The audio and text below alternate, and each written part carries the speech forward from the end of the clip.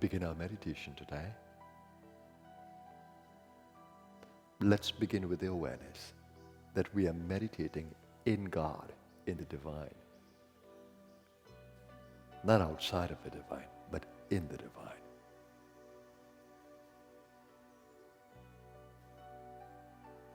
And how can we do that? If we think of the divine as infinite peace, then we know that we are meditating in a center of infinite peace. Not on the mind and thoughts, but on the divine and its infinite peace within our being. If we think of the divine as infinite love, then we are meditating in a space of infinite love. And if we think of the divine as infinite vitality, life force, prana, then we are meditating in a center of infinite prana. So we begin with this awareness. We are meditating in a source of infinite peace, love, and prana.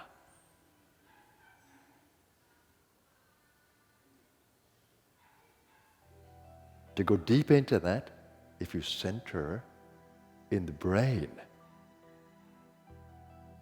by focusing at the center of the eyebrows, you are centering in the power of the mind, the Agya chakra.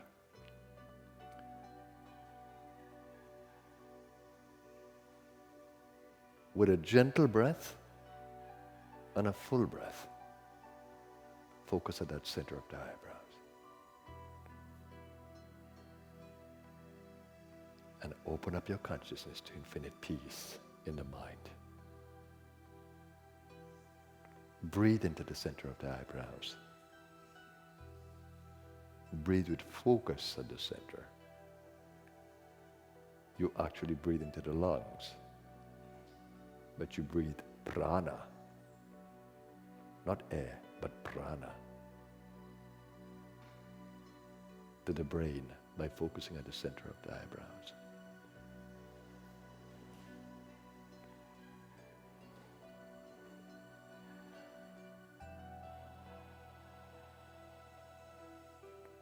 Listen to the breath. It's a joy. And if you do the breath, the ujjayi, by controlling the epiglottis and controlling the air that goes into the lungs,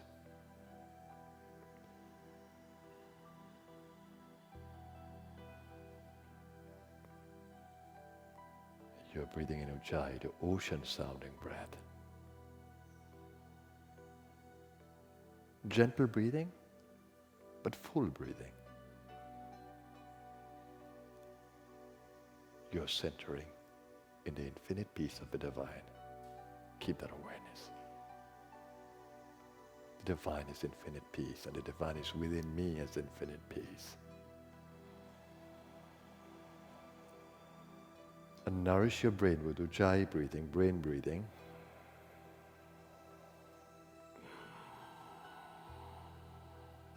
That's brain breathing.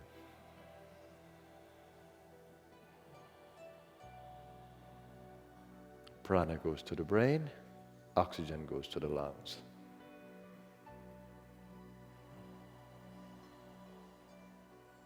Brain cells are nourished by prana, body is nourished by oxygen. You are so designed to breathe prana into the chakra points and oxygen into the lungs.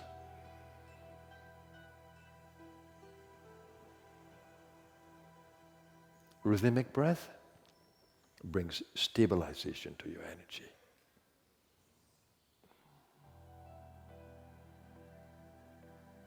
Now to breathe out completely, you need to drop the shoulders, bring the rib cage in, the belly in, and breathe out completely down the body to the root chakra, perineum area. And as you breathe in, open up the belly to breathe. Fully breathe into the belly, then into the chest, into the throat, whilst keeping that focus at the brow.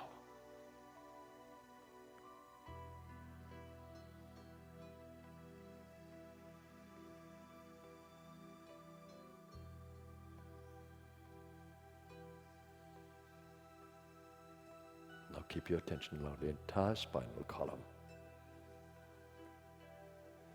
Even as you stay focused at the brow, give attention to the entire spinal column.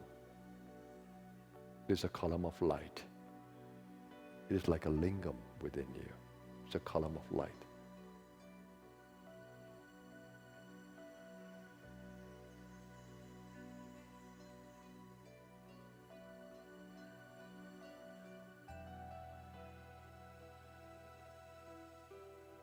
And now let's work our way downwards with focus, coming to the throat center, breathing into the throat.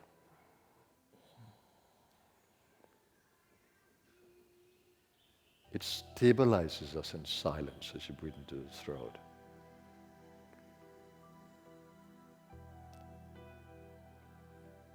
It brings the space element into view.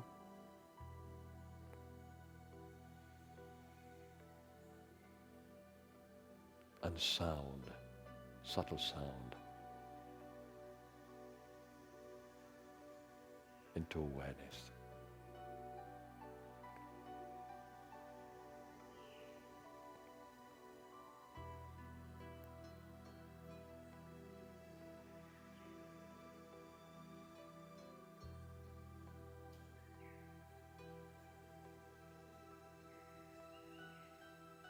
So open your mind to the space awareness, infinite space,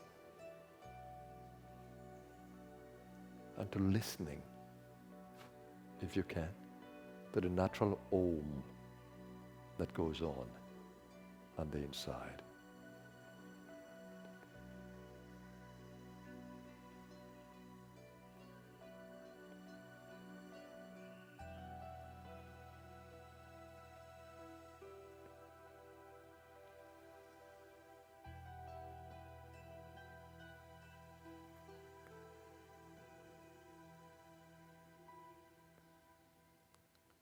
And now take your attention down to the heart.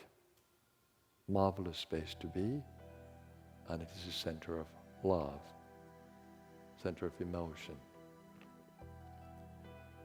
Center in the heart.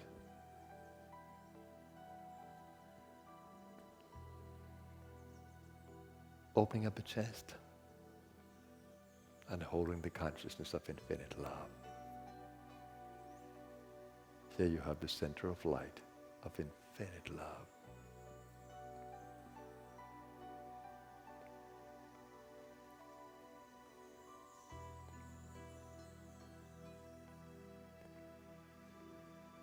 As you come into the loving center, the hands become energized, the touch becomes energized, lovingly. And there is more energy that flows into the chest area, healing energy. The heart is a nurturing center, healing center. The body cells get a boost as you open up the heart center. And uplifting neurotransmitters come into the space, oxytocin.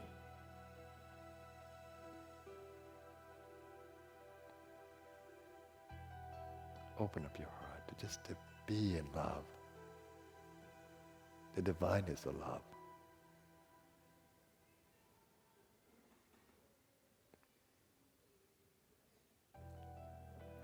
And feel the joy of the organs in the chest area. Organs carry intelligence. The heart, the lungs, the thymus gland. The skin, the hands, all energized. And then take your attention down to the belly. It's a very powerful area. It's at the core of the physical body, the gut area. Breathe into that. in the peacefulness of the mind,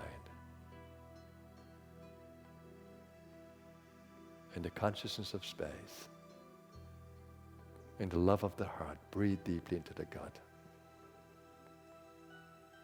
And you come to the center of fire in the body, Manipura chakra. It lights up the body.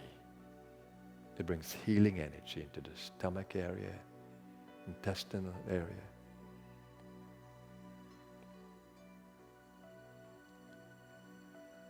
It brings confidence to you.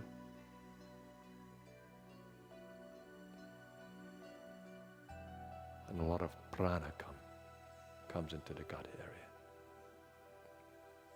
Just breathe in and out.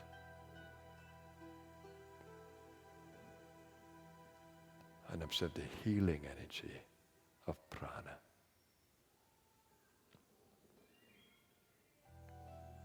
And as you do that, take your attention down to the sacral area, reproductive area. It's a power center of vitality. Breathe into it, connecting to the heart and the brow.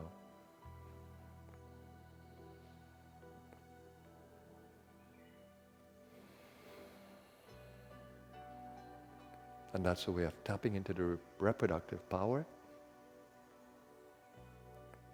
to revitalize the body.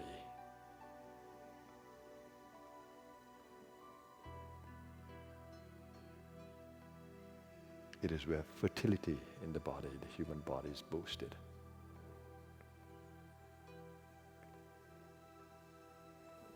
And you will feel more rooted into the physical body and to the earth element.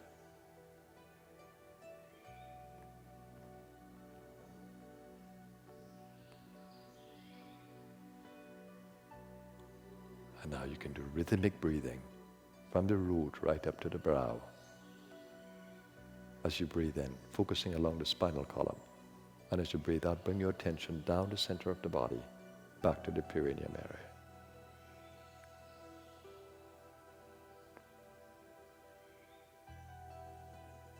In doing that, you're focusing on two major channels called meridians of energy. Governing meridian along the spine and conception meridian down the front of the body.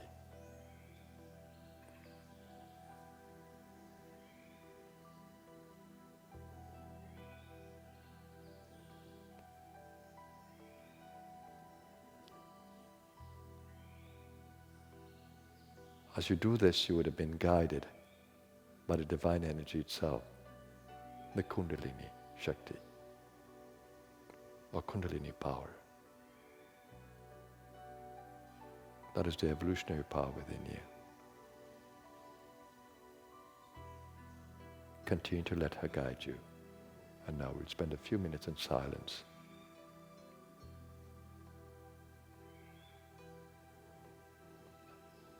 As we meditate together in this practice.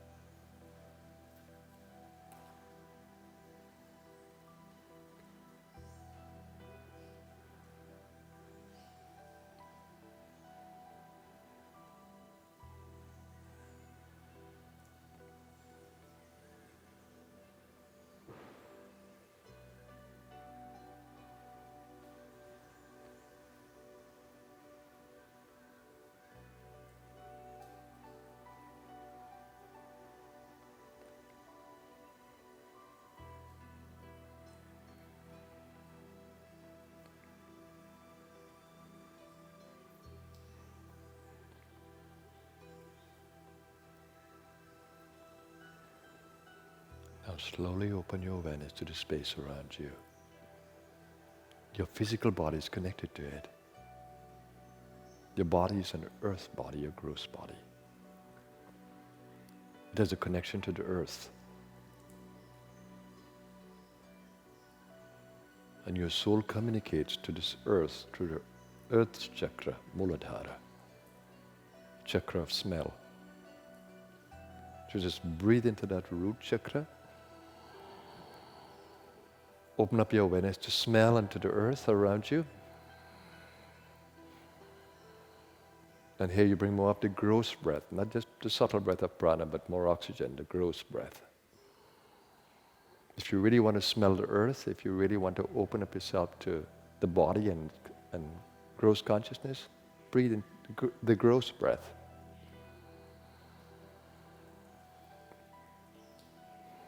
And as you breathe into the root chakra, breathe into the sacral at the same time.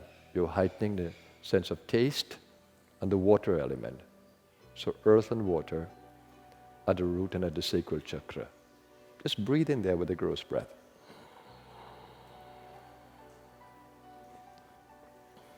When you think of the water element, taste, tongue.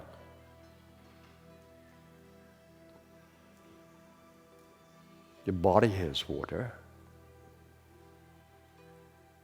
Fluids move through the body, saliva in the mouth. The water element is present. And so in the atmosphere, it's moisture in the atmosphere. So become conscious of the water element. That happens through the soul's connection at the sacral chakra. And I'll connect to the fire element by breathing into the navel area, the gut. The gross breath. And then light becomes more apparent to you, more clear. And sight is energized, physical sight. So breathe into the navel area, to that solar plexus area, and just observe how the eyes begin to clear up. You become more conscious of the light.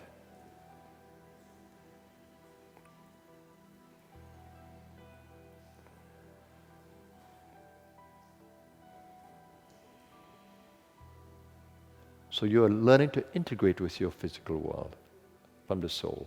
And then breathe into the chest area, be conscious of the breath in the chest area, and the sense of touch, skin, hands, and the air element around you. Your body is in touch with the air element around you, atmosphere.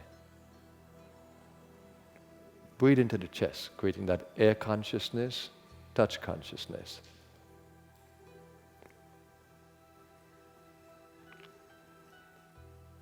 So that's another sense, physical sense coming alive. And then take your attention to your throat. It's the consciousness of space.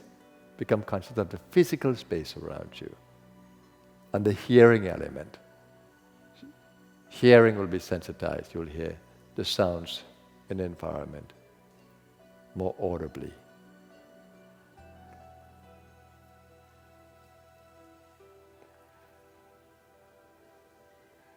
So now you are in tune with the physical senses, the elements of nature around you. And then finally breathe into the Manas chakra, that is a chakra connected with the senses. Breathe into that area at the center of the eyebrows.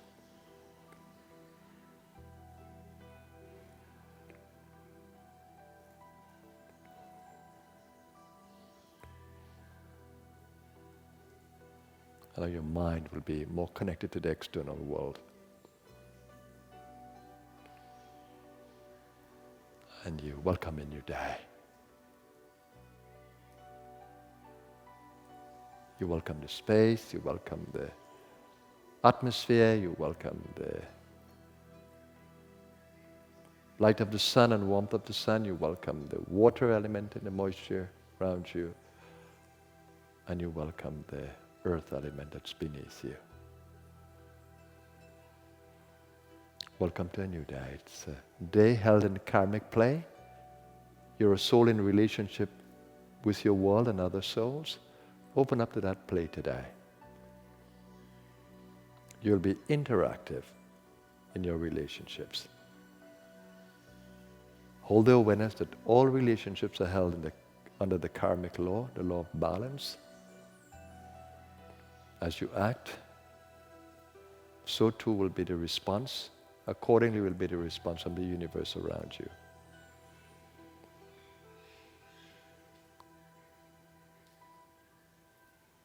So you hold the intention of staying aligned to the divine within you, divine will, so you may follow the evolutionary path that is manifesting in our world, in and through us. And that our every thought and word and action will be aligned to that evolutionary principle. Let's hold that intention. And now let's affirm together our souls on the journey. I center my consciousness in the source of my being, the God within me. That source of infinite peace, infinite love, infinite goodness, infinite wisdom, and infinite vitality. I hold the intention of staying centered there, that my every thought, word, and action in this day be a blessing to my world. That it comes from the light within me, the source of goodness. I give thanks for all the blessings I've received and my soul in gratitude to the divine. And I pray to continue to be worthy. Om, peace, peace, peace. Shanti, shanti, shanti.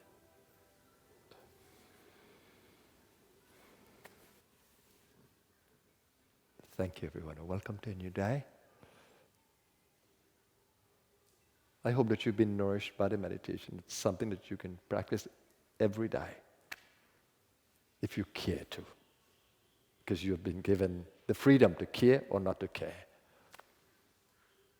I hope that you will care, because this is the metaphysical way to nourish your body every day, at every level, from your soul being, and to connect to the source of all nourishment within you. It's a science. It's a metaphysical science. It's a greater science than the physical, metaphysical.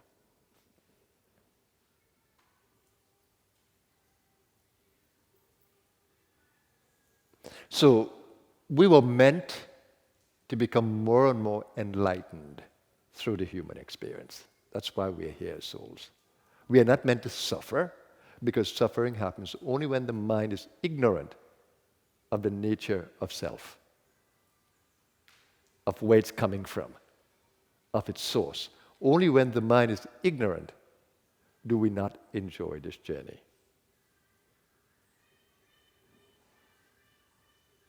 But a veil of Maya, which is the veil of ignorance, puts us into a state of body consciousness, that we are a body. That's a state of ignorance, that I am the body. Not I am the soul, not I am connected to the source of all light, but I'm a body. You look around you and you see how many people operate in that consciousness. A lot, a lot, a lot. That's why we say it's still Dwapar Yuga. Not Treta, not Satyug.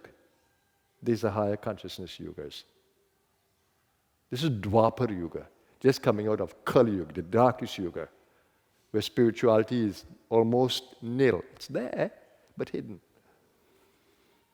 All the great beings had to go underground, hidden in the Kali Yuga.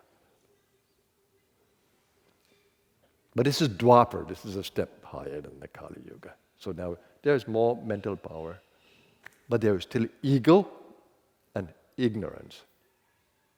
Rajas and tamas in lower consciousness, in lack of sattva. So we see growing sattva, like what you will see in the Blue Star and other spiritual groups that are operating more from that consciousness of self. But by and large, our world is still held in ignorance. People fighting with each other. You see the signs of wars, conflicts, misery, pain, lack of sharing, lack of nurturing, lack of love. Hospitals filled, police, jails filled. all shows the quality of consciousness in our world. Destruction of the land environment, no consciousness of ecology, climate. That's our world. Dumping garbage all over the place in the sea, so many metals, nuclear waste in the sea, and the sea goes everywhere. That's our planet in Dwapara Yuga. The good thing is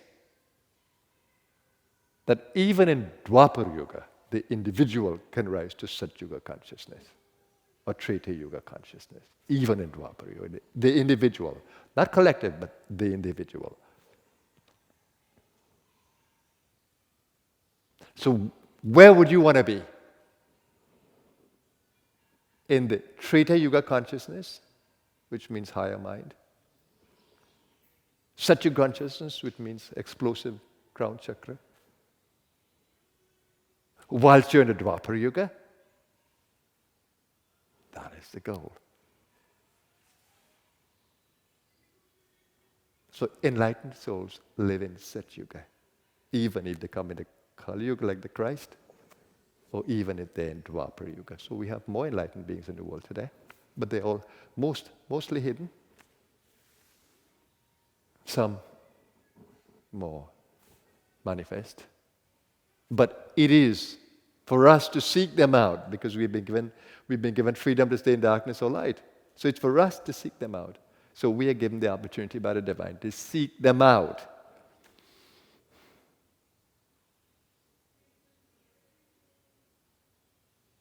And to discriminate what takes us into more darkness and what takes us into more light.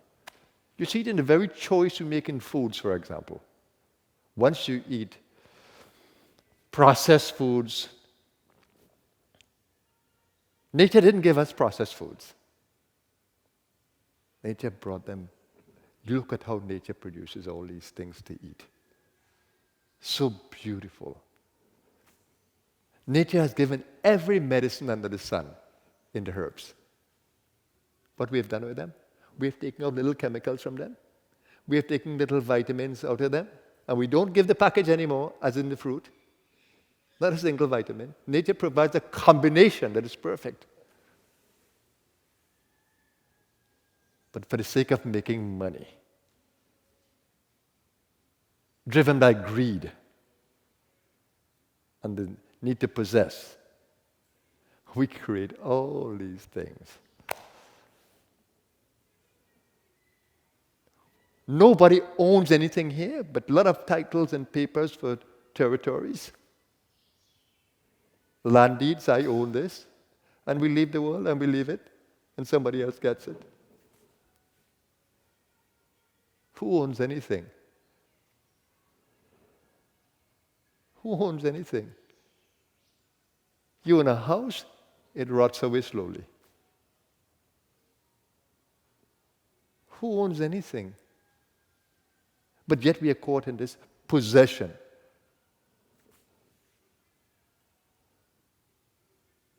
So we need to develop more and more that Satyuga consciousness if we are to really enjoy the dark yugas. If we are to really enjoy this collective existence, we need to have a higher consciousness. Because if we stay in the low consciousness, we're going to be in the war. Battling every day. But you're given the eye of wisdom to discriminate in what you eat, what you hear, what you see, what you smell, what you taste, what you touch. You can discriminate and you can move away from the things that take you more into darkness. How intelligent are we when we choose all these cakes and sweets and all these things? Not even trying to find out what they do to the body.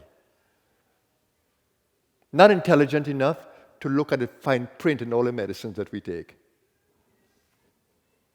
When they say all the negative things in finest print, so you have to either get a glasses or a little magnifying lens, and then you can read these things. But if you read them and you're really intelligent enough, you wouldn't know how to touch them. There are so many natural methods of rehabilitation, but you need discrimination. And that in this yoga, you need plenty of discrimination.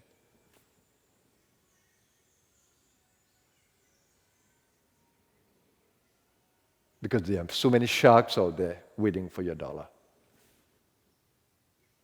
competing for your dollar. Can you imagine? Can you trust what you eat in a restaurant? Can you trust that they're using the right oils, the right sugar, the right grain without being processed? How can you be sure that the food wasn't reheated and recooked and put to you? How can you be sure? How can you be sure that the kitchen is not infested? How can you be sure it's not some plastic that you're eating?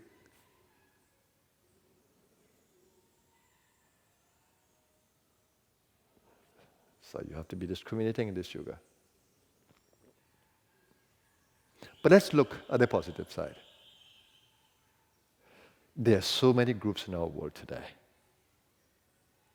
that are rising in the light. There are more natural doctors in our world today.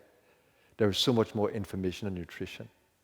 There are so many videos about things that are uplifting and good. And you can choose. You can choose. The light is opening up to us. So, the important thing is to choose. That's what I do with you. I bring you into chakra awareness. I don't tell you a story now about some mythology. And if I do, I show why the story was made. I show you how to decode the story. But I bring you into chakra awareness. And I don't do so by telling you. Because I center myself in those chakras. And I open up my consciousness to the whole field that I can hold you in that. So I'm not just telling you something, I'm also sharing the experience with you of that something. And that's the difference. And I don't speak outside of you, I speak inside of you. So when I say something to you, I'm also saying it inside of you. When you learn the holographic principle that we exist in each other, the hub of existence, and you can really begin to touch that, you'll realize that you're speaking inside of the other. The heart chakra leads you there, inside another, and the brow chakra leads you. So you can connect with the mind inside of the other, inside each other, and the emotion inside of each other.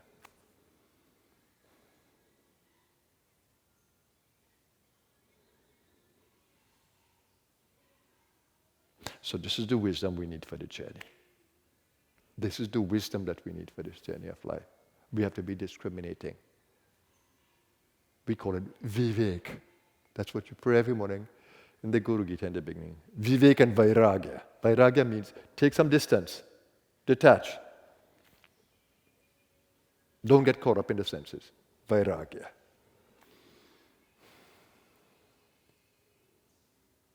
And when Arjuna in the battlefield, and the battlefield is the battlefield of life, Arjuna falling into ignorance, and Krishna is always trying to bring him into the light.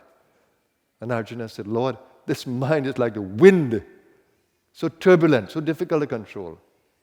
What do I do, Lord? And then Krishna says, of course it's turbulent. It's its nature to be turbulent. But you need vairagya. You need to take a little distance away from it, detachment. And you need abhyas. Practice, practice, practice, practice, practice to transform. Just two things he said. Vairagya, but you need discrimination for that. And abhyas. But in Bhagavad Gita, he also told Arjuna about developing the eyes of discrimination.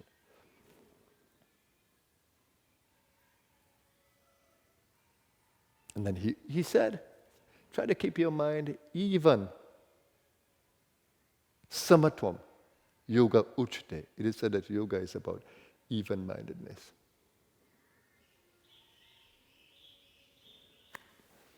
Ancient wisdom.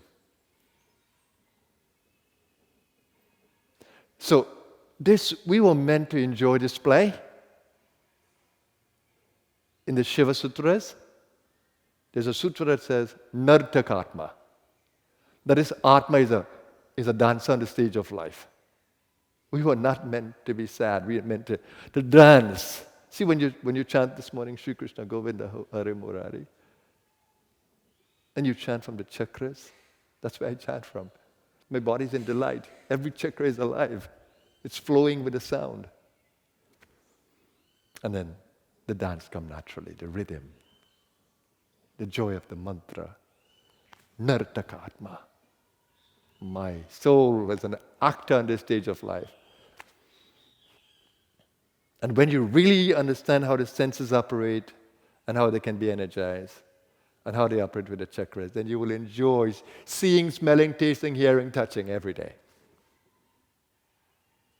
If you really energize those chakras as you should have been doing with me, you'll begin to enjoy your little breakfast. You'll enjoy drinking the water. You'll enjoy smelling. That's my joy every day. To breathe in the subtle breath to energize the chakras, and to breathe in the gross breath to energize the body. And I'm in heaven.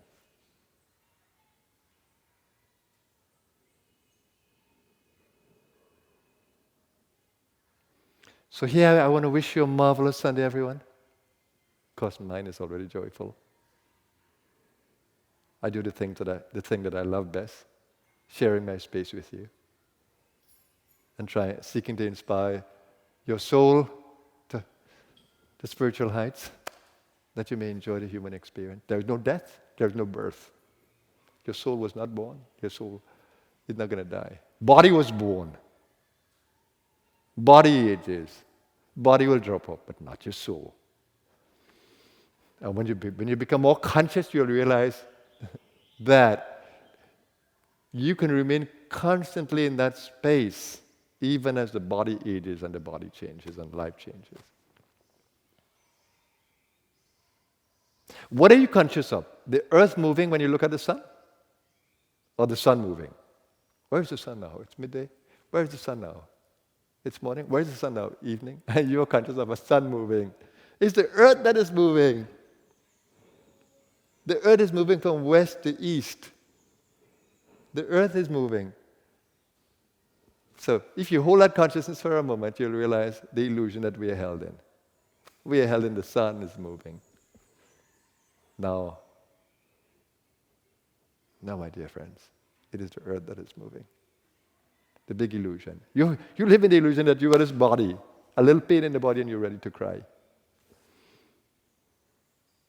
And you need a little painkiller to work on a nerve that you don't get. The brain doesn't experience the pain, doesn't cognize the pain. The thing is that if you use that vairagya, you detach a little bit, soon enough you might even forget the pain. But a pain is a warning, right? So it means that give attention to that part of the body that is paining. Learn to connect with the cells. Apply some healing energy from inside of you. That's what you need to do.